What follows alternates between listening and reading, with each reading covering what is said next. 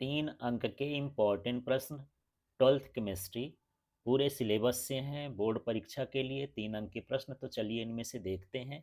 पहला प्रश्न है आदर्श विलयन एवं आदर्श विलयन में 3 अंतर लिखिए।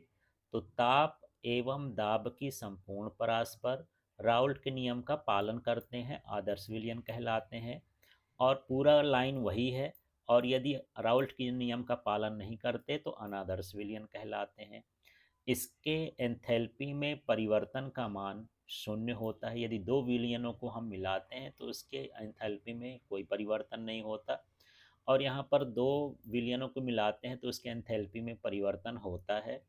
इसके आयतन में भी परिवर्तन नहीं होता। यदि दो विलयनों को मिलाएं तो आयतन में कोई अंतर नहीं आएगा, इनके आयतन में परिवर्तन हो जाता है। इस तरह से आदर्श अनादर्श विलयन में अंतर है।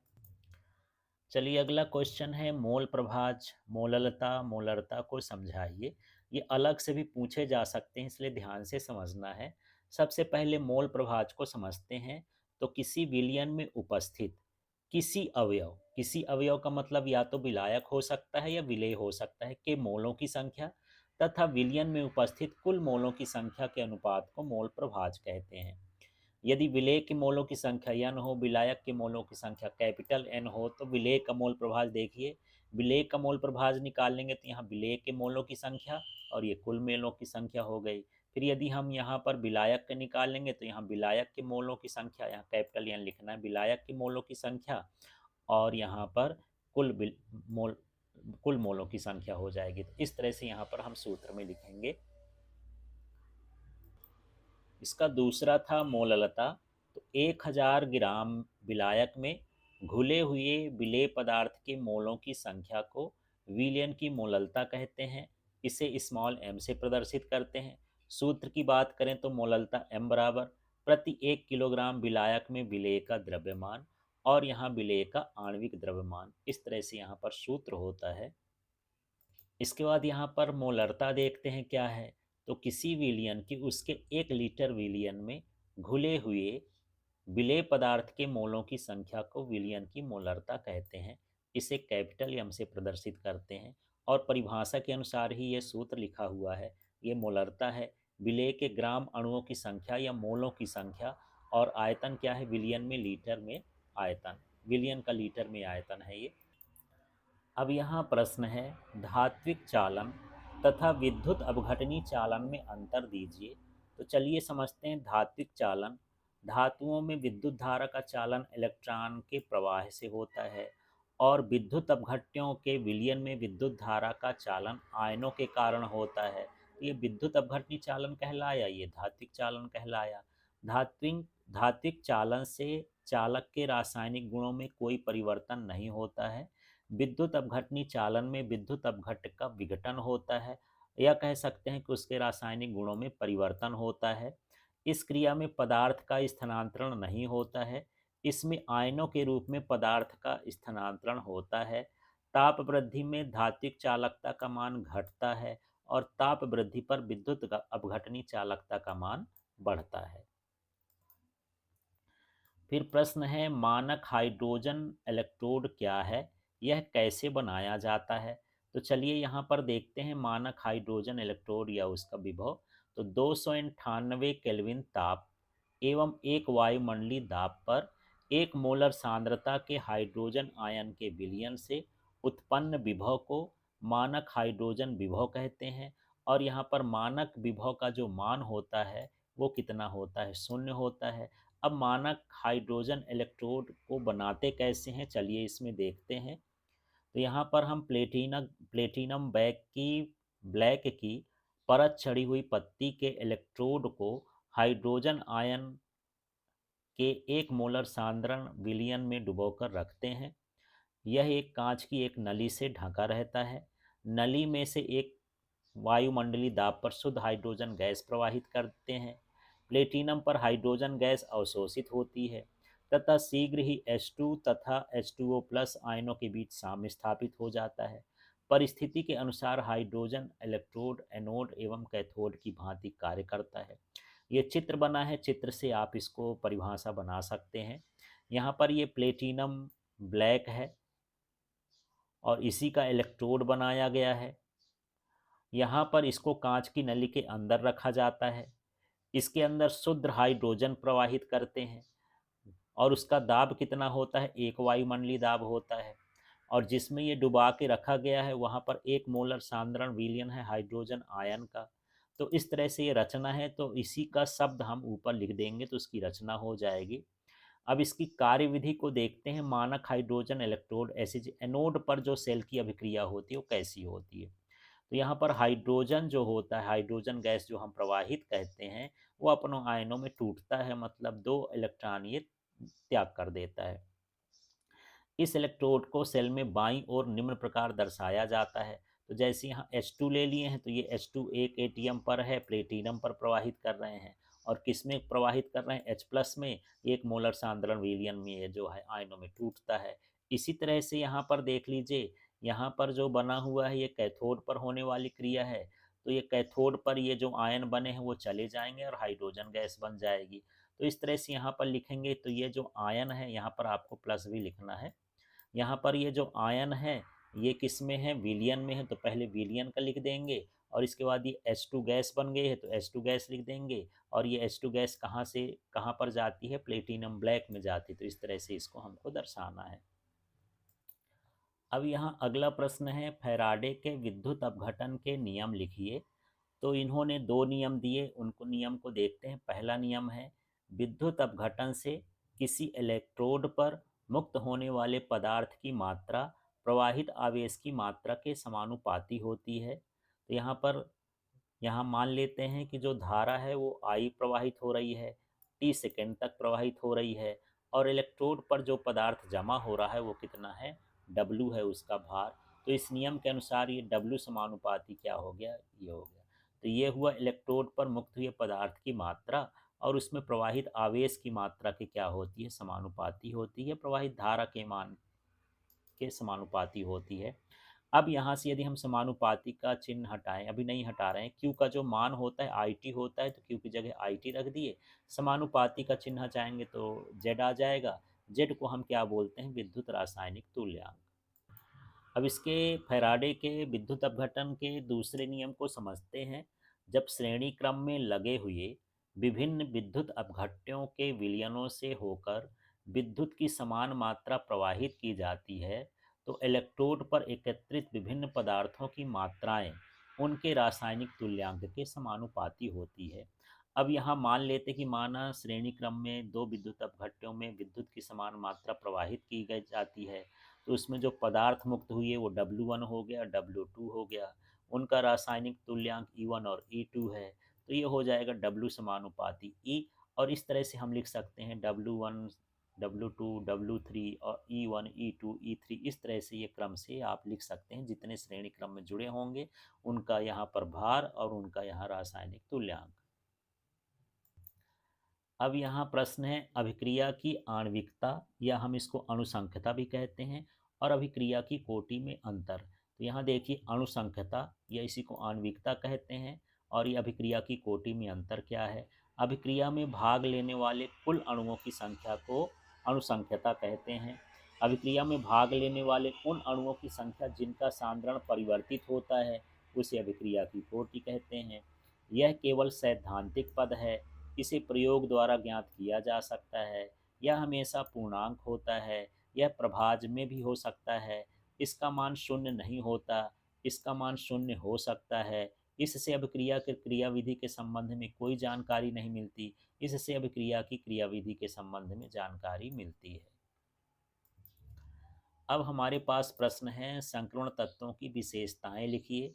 तो देखिए, इनके क्वथनांक और गलनांक उच्च होते हैं, ये परिवर्ती ऑक्सीकरण अवस्था प्रदर्शित करते हैं, ये रंगीन आयन बनाते हैं, ये समन्वयन यौगिक बनाते हैं, या संकुल यौगिक भी लिख सकते हैं, उपसह संयोजिक यौगिक भी लिख सकते हैं। ये सामान्यतः अणुचुंबकीय होते हैं, ये अच्छे उत्प्रेरक होते हैं, ये मिश्र धातु बनाते हैं, ये अधातुओं के साथ अंतराकाशीय यौगिक बनाते हैं। इनमें कार्बधातिक यौगिक, समाकृतिक यौगिक तथा नॉन स्टाइकियोमेट्रिक यौगिक भी पाए जाते हैं। इनकी प्रकृति धात्विक होती है, ये कठोर होते हैं, ऊष्मा और विद्युत के सुचालक होते हैं। इस तरह से यहाँ पर ये गुण हैं, तो जो ऊपर के गुण हैं वो ज़्यादा इम्पॉर्टेंट हैं। तो जब भी आप गुण आए, जिस हिसाब से आए 3 नंबर 4 नंबर में, तो ये समझिए कि आधे अंक का एक गुण है। यदि 2 नंबर में आए तो 4, 3 नंबर में आए तो 6, कम से कम इतना गुण आपको लिखना है। चलिए इस प्रश्न को समझते हैं। टाइटेनियम ऑक्साइड श्वेत है, जबकि टाइटेनियम क्लोराइड बैंगनी है। क्यों? तो सबसे पहले टाइटेनियम की परमाणु संख्या को समझते हैं। इसकी परमाणु संख्या होती है 22 और इसके बाह्यतम कोश का परमाणु विन्यास इस तरह से होता है 3d2 4s2। अब यहाँ पर यदि ये टाइटेनियम ऑक्साइड है तो इसकी ऑक्सीकरण अवस्था T4+ होगी। ये 4+ कैसे पता चल गई? ऑक्सीजन में 2 माइनस होते हैं, यदि 2 हैं तो ये 4 माइनस को 4+ देना पड़ेगा, इसलिए यहाँ पर ऑक्सीकरण अवस्था 4+ हो गई। माने 4 इलेक्ट्रॉनों को ये त्याग करता है। तो टाइटेनियम ऑक्साइड में हमको ये इलेक्ट्रॉन और ये इलेक्ट्रॉन दोनों को निकालना पड़ेगा, तब ये 4+ होगा। तो यहाँ पर डी पर कितने इलेक्ट्रॉन बचेंगे? 0 इलेक्ट्रॉन बचेंगे। जब यहाँ पर डी में इलेक्ट्रॉन ही नहीं रहेंगे तो डी डी का संक्रमण नहीं होता है, अतः ये श्वेत होता है या रंगहीन होता है। अब यहाँ पर TiCl3 है, इसमें 3 इलेक्ट्रॉन निकलना है, तो 2 इलेक्ट्रॉन इससे निकलेंगे, इसमें 2 हैं तो इसमें 1 बचेगा। माने यहाँ पर जो बाह्य कोश का विन्यास है 3D का, ये 3D1 है। इसमें एक अयुग्मित इलेक्ट्रॉन है, जिसके कारण इसमें संक्रमण होगा, डी संक्रमण, और इसका रंग क्या होता है? बैंगनी होता है या रंगीन होता है। अब यहाँ पर जो है अगला प्रश्न है, संक्रमण धातुओं की प्रथम पंक्ति में क्रोमियम तक अनुचुंबकत्व बढ़ता है और फिर घटने लगता है। तो देखिए मैं ये क्रोमियम की संरचना बनाया हूँ। क्रोमियम में 24 इलेक्ट्रॉन होते हैं। इसका इलेक्ट्रॉनिक विन्यास बाह्य कोश का 3d5 4s होता है। मतलब इसके डी कक्षक में कितने इलेक्ट्रॉन हैं? 5। इसमें 5 कक्षक होते ही हैं और हर कक्षक में एक एक इलेक्ट्रॉन यहाँ पर किस में है? क्रोमियम में। अब यदि हम क्रोमियम के आगे जाते जाएंगे तो इसमें इलेक्ट्रॉन बढ़ेंगे। तो जब इलेक्ट्रॉन बढ़ेंगे तो यहाँ पर जोड़े भी बढ़ेंगे। इलेक्ट्रॉन युग्मित होते जाएंगे तो अयुग्मित इलेक्ट्रॉनों की परमाणु संख्या घटती जाएगी, जिससे इनका चुंबकत्व भी घटता जाता है। तो यहाँ हम कह सकते हैं कि संक्रमण धातुओं की प्रथम पंक्ति में क्रोमियम 3d5 तक अयुग्मित डी इलेक्ट्रॉनों की संख्या वृद्धि होती है, फिर इलेक्ट्रॉनों का युग्मन प्रारंभ होता है, जिससे इनकी संख्या घटती है, अयुग्मित इलेक्ट्रॉनों की संख्या घटती है। इसलिए शुरू में चुंबकत्व तो बढ़ता है और बाद में घटने लगता है। अब यहाँ प्रश्न है, उप सहसंयोजी यौगिक में बंधन समवयता, आयनीकरण समवयता व हाइड्रेट समवयता को उदाहरण सहित समझाइए। और समझ लेना है कि ये प्रश्न 2 नंबर 1 नंबर में पूछा जा सकता है। जब ये पूछेगा तो टुकड़ा कर लेगा कि बंधन समवयता को समझाइए, या फिर आयनीकरण समवयता को समझाइए, या फिर हाइड्रेट समवयता को समझाइए, या फिर उदाहरण दे के पूछ लिया कि इसमें कौन सी समवयता है। तो इस हिसाब से आपको प्रश्नों को समझना है। तो चलिए सबसे पहले समझते हैं बंधन समवयता। जब केंद्रीय धातु आयन से एक ही लिगेंड भिन्न परमाणुओं से जुड़ता है तो हम उसे क्या कहते हैं? बंधन समवयता। जैसे यहाँ पर देखिए निकिल NH3 5SCN यहाँ पर जुड़ा हुआ है, तो यहाँ पर समझ लीजिए जी कि धातु के साथ S जुड़ा हुआ है, सल्फर जुड़ा हुआ है। दूसरी तरफ हम देखते हैं कि ये SCN जो है NCS हो गया, क्योंकि ये भी एक जोड़ा इलेक्ट्रॉन दे सकता है। तो यहाँ पर किससे जुड़ गया? ये Ni से जुड़ गया, केंद्रीय धातु से। तो यहाँ पर लिगेंड ही 2 तरीकों से केंद्रीय धातु से जुड़ गया, माने बंधन का क्रम बदल गया। इसे बंधन समवयता कहते हैं। इसके बाद दूसरे हिस्से में चलते हैं, आयनीकरण समवयता। तो जब लिगेंड उप सहसंयोजी मंडल के अंदर तथा बाहर विनिमय करते हैं तो संकुल यौगिक विलयन में भिन्न भिन्न आयन देते हैं, इसे आयन समवयता कहते हैं। तो यहाँ पर देखिए कैसे यहाँ पर ये जो लिगेंड है ये संकुल के बाहर और संकुल के अंदर क्या कर लेते हैं? विनिमय। जैसे यहाँ पर हम देख रहे हैं कि ब्रोमीन जो है संकुल के अंदर है और सल्फेट बाहर है, तो इसका जो आयन मिलेगा SO2- मिलेगा। अब अगले स्टेप में क्या हो रहा है कि यहाँ पर जो सल्फेट है वो अंदर चला गया और जो ब्रोमीन है वो बाहर चला गया, तो यहाँ ब्रोमीन का आयन मिल गया। तो इस तरह से यहाँ पर जो लिगेंड है और जो बाहर के आयनिक पदार्थ हैं उनके बीच क्या होता है? विनिमय होता है, और इसके कारण आयनीकरण समवयता हो जाती है। अब इसके बाद हम बात करते हैं हाइड्रेट समवयता की। तो जब किसी संकुल के उप सहसंयोजक मंडल के भीतर और बाहर जल के अणुओं की संख्या में भिन्नता होती है, तब हाइड्रेट समवयता उत्पन्न होती है। जैसे यहाँ पर देखिए क्रोमियम H2O6Cl3 में यहाँ पर कितने एक्वा हैं, हाइड्रोजन ऑक्साइड है या हाइड्रोजन है, जल है 6 अणु। अब यहाँ पर क्या हो रहा है कि यहाँ पर जो है बाहर क्लोरीन कितने हैं, 3 अणु। तो क्लोरीन का एक अणु अंदर चला गया और जल का एक अणु कहाँ आ गया, बाहर आ गया। इसी तरह से फिर से क्लोरीन का एक अणु अंदर गया तो Cl2 हो गया और जल का 2 अणु बाहर आ गया। तो वो यहाँ पर ये सब पता चलता है कि ये बैंगनी रंग का है, हरा रंग का है, गहरा रंग का है। तो इस तरह से यहाँ पर जल के अणुओं में जो भिन्नता होती है संकुल के बाहर और संकुल के अंदर, उसे हम हाइड्रेट समवयता कहते हैं। चलिए प्रश्न है, संयोजकता बंध सिद्धांत के आधार पर टेट्रा कार्बोनिल निकिल या NiCO4 की रचना को समझाइए। तो सबसे पहले देख लेते हैं संरचना। तो यहाँ निकिल में जो है 28 परमाणु क्रमांक होता है, जिससे इसका जो बाह्यतम कोष का परमाणु विन्यास होगा वो हो जाएगा 3DS 3D8 और 4s2। इस तरह से यहाँ पर यदि हम इसको इस तरह से व्यक्त करें तो ये 8 इलेक्ट्रॉन इसमें हो गए 3D में, और 4s में कितने हो गए, 2 इलेक्ट्रॉन हो गए। अब यहाँ पर लिगेंड कितने हैं, 4। मतलब हमको 4 कक्षकों की ज़रूरत होगी। तो 4 कक्षकों के लिए क्या होता है, ये जो s के साथ 2 इलेक्ट्रॉन है, ये d के साथ अंदर जा कर के बंध बना लेते हैं। बंध बना लेते तो ये खाली हो जाता है। इस तरह से यस का 1 और पी के 3 खाली हो जाते हैं। तो यहाँ पर 4 कक्षक संकृत होते हैं, तो इनका नाम क्या हो गया, sp3 संकृत कक्षक। अब यहाँ पर लिगेंड जो है अपने इलेक्ट्रॉनों को दे देता है, तो ये लिगेंड से प्राप्त इलेक्ट्रॉन है। इस तरह से यहाँ पर ये NiCO4 बनता है संयोजकता बंध के सिद्धांत के अनुसार। अब इसके बारे में हम बता सकते हैं, इसमें जो है sp3 संकरण है, ये sp3 संकरण है, इसलिए इसकी संरचना कैसी है, चतुष्फल की।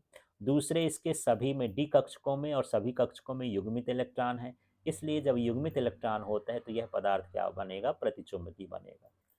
अब यहाँ अगले हिस्से में है, संयोजकता बंध सिद्धांत के आधार पर ये CONH3 6 3+ की रचना समझाइए।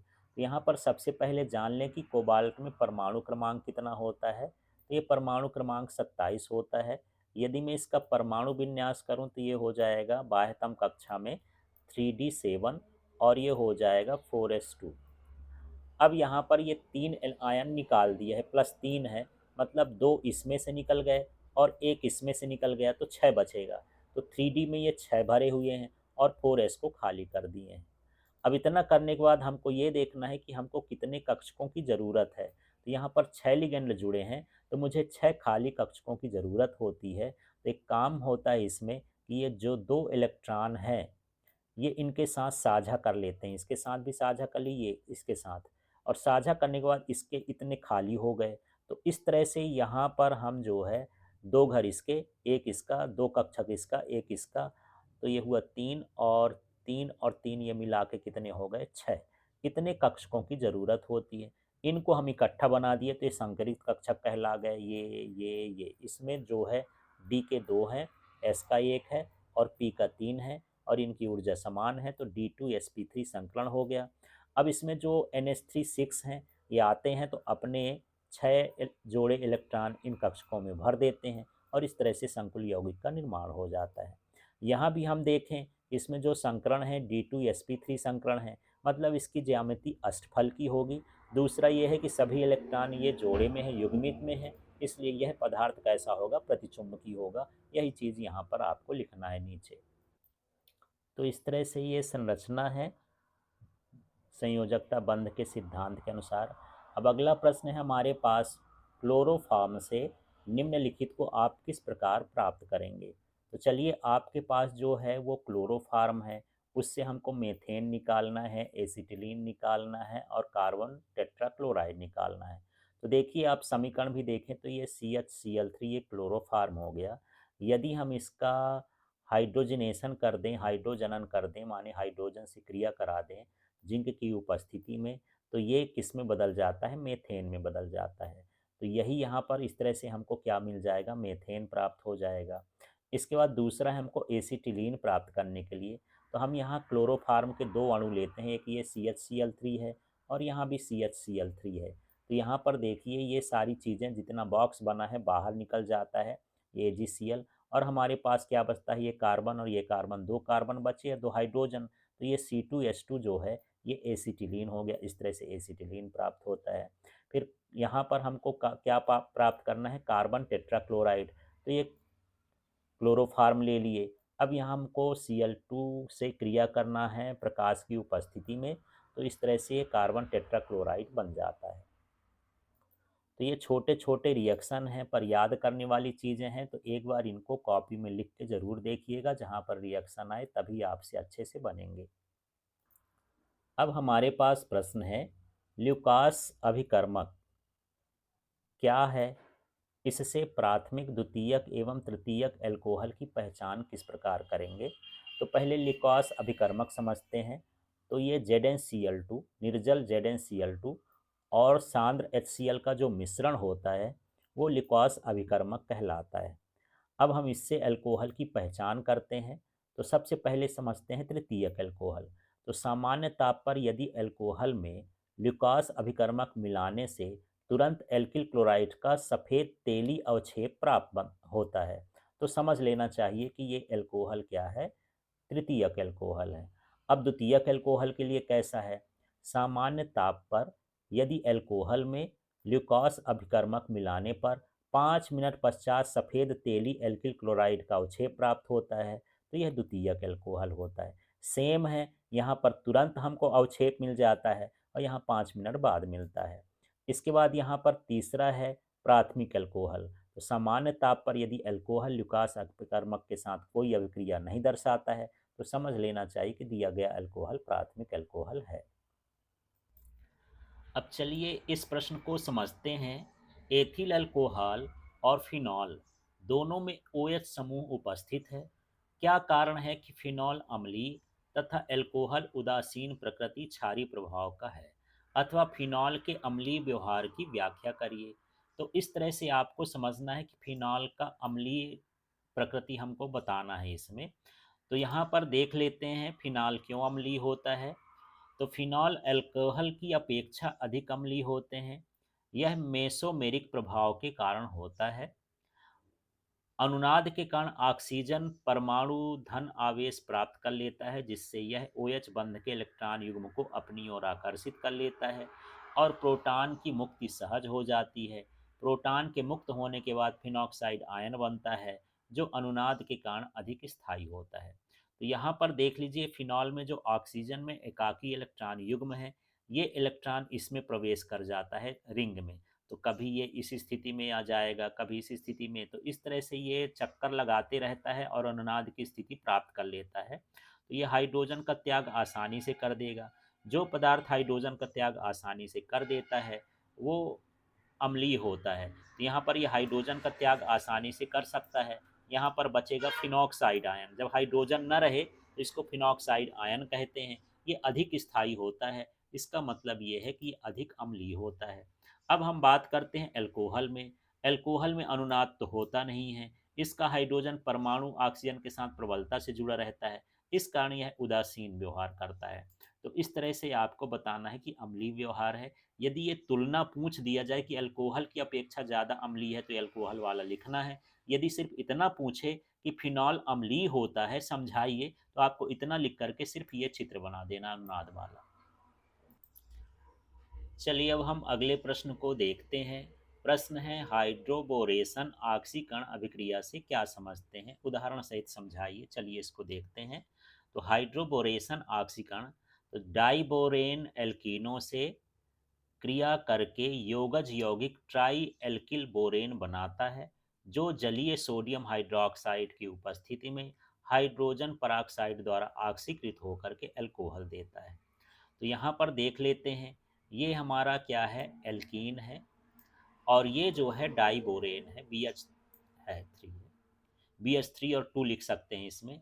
अब इसमें क्या होता है, योगज अभिक्रिया होती है। योगज अभिक्रिया का मतलब होता है कि ये बंध हटेगा तो इसके साथ भी क्या जुड़ेगा, H, और इस सी के साथ क्या जुड़ जाएगा, BH2। तो यहाँ पर देखिए हम BH3 को दो टुकड़े में बांट दिए हैं, H और BH2 में। तो एक H इधर लिख देना है, एक BH2 इधर लिख देना है। अगली बार से फिर से यही दोबारा मिल जाए तो जो ये हमारे पास बना है, ये CH3 बना है, फिर इसके बाद यहाँ पर ये H जुड़ गया तो CH2 हो गया, और ये CH2 हो गया। इसके कितने अणु हो गए, दो। और ये जो BH है इसमें दो अणु जुड़े थे तो इसमें एक हो जाएगा, माने हाइड्रोजन लगातार विस्थापित होता रहेगा।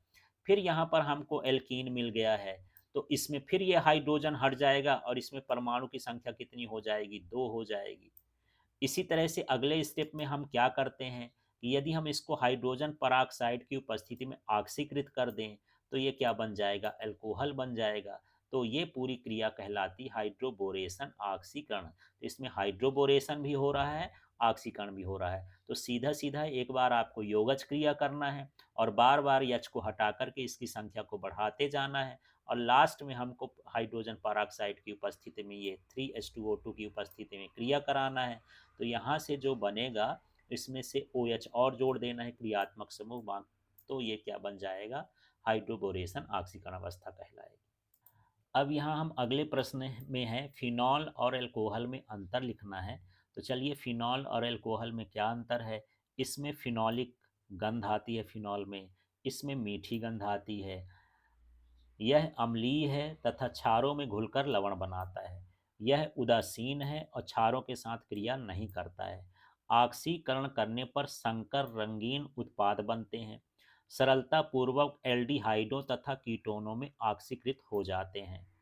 फेरिक क्लोराइड के साथ अभिलाक्षणिक रंग उत्पन्न करता है। फेरिक क्लोराइड के साथ कोई क्रिया नहीं करता है।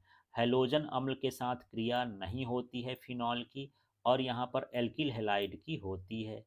ये PCl5 फास्फोरस पेंटाक्लोराइड के साथ मुख्य रूप से ट्राई एरिल फास्फेट बनाते हैं और एल्किल क्लोराइड बनाते हैं। इस तरह से इसमें अंतर है। यदि 3 नंबर का है तो 3 अंतर लिख देना है, ज़्यादा भी लिख सकते हैं पर कम से कम उतना लिखना है। 4 नंबर का है तो 4 अंतर लिखना है, ज़्यादा हो तो ज़्यादा भी लिख सकते हैं आपको याद हो तो। अब यहाँ प्रश्न है एस्टिक अम्ल, फार्मिक अम्ल तथा क्लोरोएस्टिक अम्ल की अम्लीय शक्ति की तुलना कीजिए। तो चलिए देख लेते हैं, हम देखते हैं कि यहाँ पर कौन कौन सी चीज़ें हैं। तो यदि मैं यहाँ पर ऐसा लिख देता हूँ कि ये मेरे पास CH3COOH है तो ये एस्टिक अम्ल है। तो यहाँ पर देख लेते हैं एस्टिक अम्ल में ये जो एल्किल समूह होता है ये धनात्मक प्रेरणिक प्रभाव डालता है किस पर, कार्बन पर, जिससे यहाँ पर इलेक्ट्रॉन घनत्व बढ़ जाता है जो अम्ल की प्रबलता को कम कर देता है। तो इस तरह से यही यही चीज़ लिखना है कि एस्टिक अम्ल में उपस्थित एल्किल समूह धनात्मक प्रेरणिक प्रभाव डालता है जिसके कारण ऑक्सीजन में इलेक्ट्रॉन घनत्व बढ़ जाता है और अम्ल की प्रबलता को कम कर देता है। दूसरे हिस्से में चलते हैं फार्मिक अम्ल, जो इससे थोड़ा सा अधिक शक्तिशाली होता है। तो इसको हम लिख सकते हैं HCOOH। तो यहाँ भी एल्किल समूह नहीं होता, इसमें CH3 वगैरह अलग से नहीं जुड़ा है इसके साथ, तो एल्किल समूह नहीं होता। तो फार्मिक अम्ल में जो प्रेरणिक प्रभाव है उसका प्रभाव नहीं होता।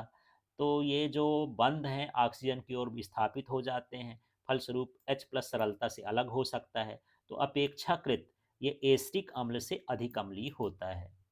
अब हम तीसरे कंडीशन में पहुंचते हैं, ये क्लोरोएस्टिक है, अम्ल है। तो यहाँ पर मान लेते हैं कि यहाँ पर जो क्लोरोएस्टिक अम्ल है वो CH3 और ये Cl है और साथ में क्या है, COOH है।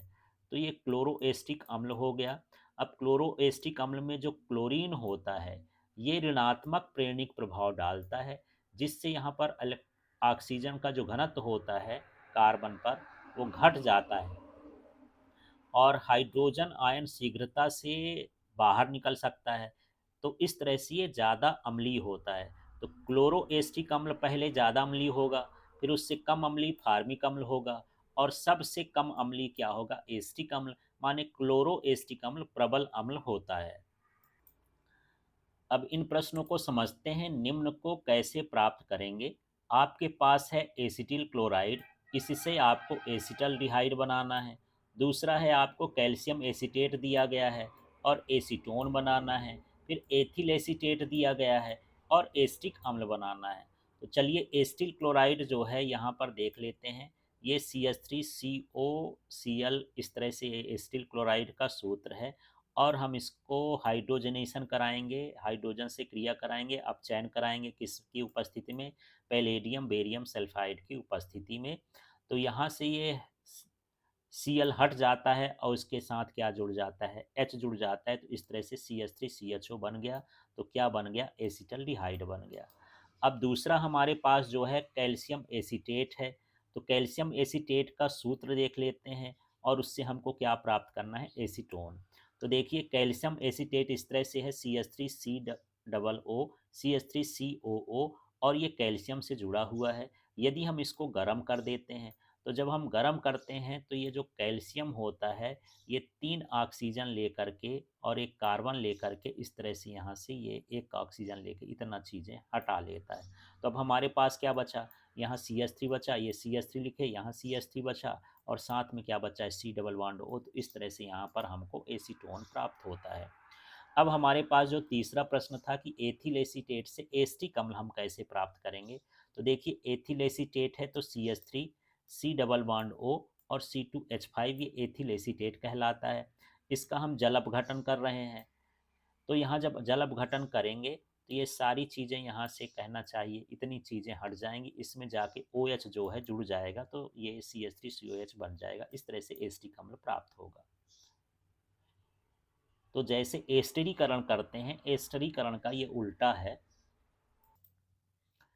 चलिए अब यहाँ पर देखते हैं हेल्फोलार्ड जेलेंस्की HVZ अभिक्रिया। तो यहाँ पर देखिए ऐसे कार्बोक्सिलिक अम्ल जिनमें अल्फा हाइड्रोजन विद्यमान होता है, लाल फास्फोरस की अल्प मात्रा की उपस्थिति में क्लोरीन अथवा ब्रोमीन के साथ अभिक्रिया करके अल्फा हेलो कार्बोक्सिलिक अम्ल देता है। इस अभिक्रिया को हेल्फोलार्ड जेलेंस्की अभिक्रिया कहते हैं। और अभी मैं बताया कि ये यहाँ पर फोलार्ड भी लिख सकता है, वोलार्ड भी लिख दिए। आपको समझ लेना कि HVZ आ जाए तो ये आपको करना है।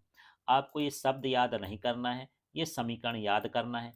इसके नीचे लिख देना है अल्फा हाइड्रोजन युक्त कार्बोक्सिलिक अम्ल, और यहाँ पर लिख देना है हेलो कार्बोक्सिलिक अम्ल। तो बस यही है। अल्फा हाइड्रोजन युक्त कार्बोक्सिलिक अम्ल की जब हम क्लोरीन के साथ या ब्रोमीन के साथ, एक्स का मतलब हेलोजन परिवार से है, तो क्लोरीन अथवा ब्रोमीन के साथ लाल फास्फोरस की उपस्थिति में क्रिया कराते हैं, तो अल्फा हेलो कार्बोक्सिलिक अम्ल, मतलब यहाँ पर यदि क्लोरीन जोड़ देंगे तो क्लोरो एस कार्बोक्सिलिक अम्ल बनेगा, और Br जोड़ दिए तो ब्रोमो कार्बोक्सिलिक अम्ल बनेगा। चलिए अब यहाँ पर प्रश्न है, निम्नलिखित परिवर्तनों के केवल समीकरण लिखना है। तो ये हमारे पास है मेथिल साइनाइड, और हमको बनाना है C2H5NH2 प्राथमिक अमीन बनाना है। तो मेथिल साइनाइड का ये सूत्र होता है CH3CN। अब इसका हम हाइड्रोजनेशन करेंगे सोडियम और C2H5 की उपस्थिति में। तो ये हमारे पास क्या बना? CH3CH2NH2। मतलब यहाँ पर जो हाइड्रोजन है वो इसके साथ भी जुड़ता है और इसके साथ भी जुड़ जाता है, दो दो हाइड्रोजन। तो ये CH2 हो गया, NH2 हो गया। तो इस तरह से हाइड्रोजन का जुड़ना अपचयन क्रिया हो रही, और यहाँ पर ये C2H5 कहला गया। दो कार्बन हो गए, हाइड्रोजन 5 हो गए, तो C2H5 में ये परिवर्तन हो गया। इस तरह से आपको करना है। फिर अगला है C6H5NH2 को क्लोरोबेंजीन में बदलना है। तो ये हमारे पास एनिलीन का सूत्र है, इसको बनाना है क्लोरोबेंजीन। तो यहाँ पर देखिए C6H5NH2 ये हम लिख दिए। अब यहाँ पर जो नाइट HNO2 है और HCl है, इनके उपस्थिति में हम क्रिया कराएंगे, तो ये डाइजोनियम लवण बनेगा। माने ये C6H5 तो है ही, ये N2Cl बन जाता है। फिर यदि हम CuCl2 की उपस्थिति में और क्रिया करा दें तो C6H5Cl बनता है, और यही क्लोरोबेंजीन होता है। अब यहाँ पर देखिए एथिल एमीन एनिलीन से अधिक क्षारी होता है, क्यों? अथवा एनिलीन एथिल एमीन से कम क्षारी होता है, क्यों? तो यही प्रश्न है, दो तरीके से पूछा गया है और उसका तो अर्थ वही है। तो देखते हैं, एनिलीन में बेंजीन नाभिक में अनुनाद के कारण नाइट्रोजन परमाणु का एकाकी इलेक्ट्रॉन युग्म नाभिक की ओर आकर्षित होकर समस्त रिंग में विस्थापित हो जाता है, जिससे यह कम क्षारी होता है। जबकि एथिलेमीन में नाइट्रोजन परमाणु का एकाकी इलेक्ट्रॉन युग्म में धनात्मक प्रेरणिक प्रभाव होता है, तो अधिक क्षारी होता है। तो चलिए यहाँ पर हम देख लेते हैं, ये जो है हमारे पास ये एरोमेटिक अमीन है, एनिलीन है। एनिलीन में ये जो जोड़े का इलेक्ट्रॉन होता है वो कहाँ की ओर, रिंग की ओर विस्थापित होता है और पूरे रिंग में घूमता है, जिसके कारण इसमें अनुनाद की स्थिति बन जाती है और ये स्थायित्व ग्रहण कर लेता है। इसलिए ये कैसा होता है, कम क्षारीय होता है।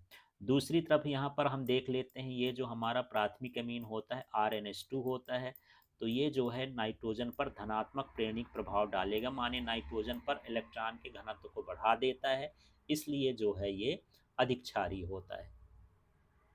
अब हमारे पास प्रश्न है, एमिनो के क्वथनांक संगत आणविक द्रव्यमान के हाइड्रोकार्बनों की अपेक्षा उच्च होते हैं, परंतु संगत एल्कोहलों और कार्बोक्सिलिक अम्लों से निम्न होते हैं। तो चलिए इनका क्रम है, तो इसमें देख लेते हैं। प्राथमिक एमीन ध्रुवीय होते हैं, ये देखिए आंशिक रूप से नाइट्रोजन पर ऋणावेश है और आंशिक रूप से हाइड्रोजन पर धनावेश है। तो इसमें इस तरह से ध्रुवीय बंध उपस्थित होते हैं, जिससे एमीन में हाइड्रोजन बंध द्वारा अणुओं का संगुणन हो जाता है। इसी कारण इनका क्वथनांक समतुल्य अणुभार वाले एल्केन से अधिक होता है। तो यहाँ पर देखिए RNH ये बना है RRH, 3RRH। तो इस तरह से यहाँ पर ये जो बना है एमीन बना है। आप यहाँ NH2 है तो यहाँ पर H लिख दीजिएगा, R नहीं लिखिएगा, क्योंकि ये द्वितीयक एमीन की संरचना बन गई है, तो यहाँ पर HH लिख देना है। अब इसको आप मिलाएंगे तो ये बन गया RnH2 RnH2। तो यहाँ पर जो है H और N के बीच में ये जो डैश डैश दिख रहा है, ये हाइड्रोजन बंध बन जाते हैं। तो इसमें ध्रुवीय होने के कारण अंतरा अणुक हाइड्रोजन बंध बनते हैं, जिसके कारण इसका गलनांक क्वथनांक एल्कोइनों से क्या होता है, उच्च होता है। लेकिन एल्कोहल से कम होता है और कार्बोक्सिलिक अम्ल से भी कम होता है। क्यों होता है, तो चलिए इसमें देख लेते हैं। यहाँ पर नाइट्रोजन की विद्युत ऋणात्मकता का मान ऑक्सीजन से कम होने के कारण एल्कोहल एवं कार्बोक्सिलिक अम्लों में प्रबल हाइड्रोजन बंध द्वारा संगुणन होता है, जबकि अमीनो अम्ल में जो हाइड्रोजन बंध होता है वो दुर्बल होता है। इसलिए अमीनो का क्वथनांक जो है गलनांक संगत एल्कोहलों कार्बोक्सिलिक अम्ल से कम होता है।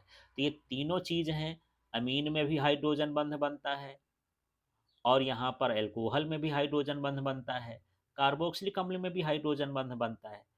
फिर भी यहाँ पर इसका गलनांक क्वथनांक एल्कोहलों से क्या है, कम है। तो इसीलिए कम है क्योंकि इसमें जो द्विध्रुव बंध होते हैं उनकी प्रबलता कम होती है, जबकि उसमें जो हाइड्रोजन बंध होते हैं एल्कोहल और कार्बोक्सिलिक अम्ल में, वो अधिक शक्तिशाली होते हैं। इस तरह से आपको बनाना है शब्द। अब यहाँ पास हमारे पास प्रश्न है, नाइट्रोएल्केन से प्राथमिक एमीन कैसे प्राप्त करेंगे, समीकरण दीजिए। दूसरा है, प्राथमिक एमीन से प्राथमिक एल्कोहल कैसे प्राप्त करेंगे, समीकरण दीजिए। तो सबसे पहले हम बात करते हैं नाइट्रोएल्केन। तो ये सूत्र होता है C2H5, ये नाइट्रोएल्केन हो गया। अब यहाँ पर हम हाइड्रोजनीकरण कर रहे हैं, हाइड्रोजन को इसमें जोड़ रहे हैं। तो यहाँ पर N में जो है हाइड्रोजन जुड़ जाएगा और ऑक्सीजन निकल जाएगा। इस तरह से यहाँ पर जो है हमको क्या मिल गया, प्राथमिक एमीन मिल गया। तो नाइट्रो एल्केन से हमको क्या मिला, प्राथमिक एमीन। इसके बाद जो हमारे पास दूसरा प्रश्न है, देख लीजिए, प्राथमिक एमीन से प्राथमिक एल्कोहल बनाना है। तो इस क्रिया को देखते हैं। तो हमारे पास ये प्राथमिक एमीन ले लिए हम C2H5NH2, और यहाँ पर हम क्या कर रहे हैं, ये नाइट्रिक अम्ल से क्रिया करा रहे हैं। तो नाइट्रिक अम्ल को तोड़ के लिखें, इसको होना चाहिए HNO2, लेकिन ऐसा ना लिख करके हम ये OH अलग कर दिए हैं इस तरह से। तो यहाँ पर ये H2 जो है अलग हो जाएगा जल के साथ, और यहाँ पर C2H5OH, ये OH जा करके इसमें से जुड़ जाएगा, ये चीज़ें अलग होगी, यहाँ OH जुड़ जाएगा। तो इस तरह से यहाँ पर जो है एल्कोहल बन जाएगा प्राथमिक एमीन से। अब चलिए यहाँ पर अगला प्रश्न है, रेशेदार तथा गोलिकाकार प्रोटीन को विभेदित कीजिए, इसमें अंतर लिखना है। तो रेशेदार प्रोटीन और गोलिकाकार प्रोटीन, पॉलीपेप्टाइड श्रृंखला स्वयं के चारों ओर कुंडलन बनाती है, जिसके कारण प्रोटीन का आकार गोलाकार हो जाता है। चलिए इसका अंतर दोबारा से देखते हैं, थोड़ा सा गड़बड़ हो गया था। इसमें जो पॉलीपेप्टाइड श्रृंखलाएं होती हैं वो एक दूसरे के समांतर होती हैं, तो हम इसे क्या कहते हैं, रेशेदार प्रोटीन। इसमें जो पॉलीपेप्टाइड श्रृंखलाएं होती हैं ये कुंडली बना करके गोल आकृति बन जाती हैं, तो इसको हम कहते हैं गोलिकाकार प्रोटीन। रेशेदार प्रोटीन जल में अविलेय होते हैं, मतलब घुलते नहीं हैं, और ये जो गोलिकाकार होते हैं जल में विलेय होते हैं। रेशेदार प्रोटीन पीएच और तापमान के प्रति सक्रिय होते हैं, यदि तापमान बढ़ाएं तो इनकी संरचना में अंतर आ जाता है। ये प्रोटीन ताप व पीएच के मान से क्या होते हैं, निष्क्रिय होते हैं। अब इसमें अगले प्रश्न को देखते हैं। रासायनिक अभिक्रिया के वेग पर प्रभाव डालने वाले विभिन्न कारकों का वर्णन कीजिए। तो चलिए हम देखते हैं कौन कौन से कारक हैं। अभिकारक का सांद्रण। अभिकारक का सांद्रण बढ़ाने पर अभिक्रिया दर का मान बढ़ जाता है। इसके बाद है अभिक्रिया का ताप। सामान्य अभिक्रिया में ताप बढ़ाने से अभिक्रिया दर में वृद्धि होती है, क्योंकि ताप बढ़ाने से अणुओं की गतिज ऊर्जा का मान बढ़ जाता है। प्रति 10 डिग्री सेल्सियस ताप वृद्धि से अभिक्रिया की दर 2 गुनी से 3 गुनी हो सकती है। फिर यहाँ है उत्प्रेरक की उपस्थिति। उत्प्रेरक की उपस्थिति से अभिक्रिया की सक्रियण का मान कम हो सकता है या बढ़ भी सकता है। धनात्मक उत्प्रेरक अभिक्रिया दर को बढ़ा देते हैं, जबकि ऋणात्मक उत्प्रेरक अभिक्रिया दर को कम कर देते हैं। तो चलिए फिर से देख लेते हैं उत्प्रेरक की उपस्थिति। उत्प्रेरक की उपस्थिति से अभिक्रिया दर परिवर्तित हो जाती है। धनात्मक उत्प्रेरक अभिक्रिया दर को बढ़ा देते हैं, जबकि ऋणात्मक उत्प्रेरक अभिक्रिया दर को कम कर देते हैं। फिर है अभिकारक की प्रकृति। यदि अभिक्रिया में अभिकारकों के पुराने बंध टूटते हैं और नए बंध बनते हैं, तब अभिक्रिया का वेग मंद हो जाता है। किंतु अभिकारक अणु जितने सरल होते हैं, उनमें उतने ही कम बंध टूटते हैं, अतः क्रिया की दर उतनी ही तीव्र हो जाएगी। तो आप कह सकते हैं कि सरल अणुओं के लिए अभिक्रिया दर जो होती है तेज होती है, और जो जटिल अणु होते हैं उसके लिए अभिक्रिया दर कम होती है। तो इस तरह से यहाँ पर ये पूरे प्रश्न है 4 अंक के।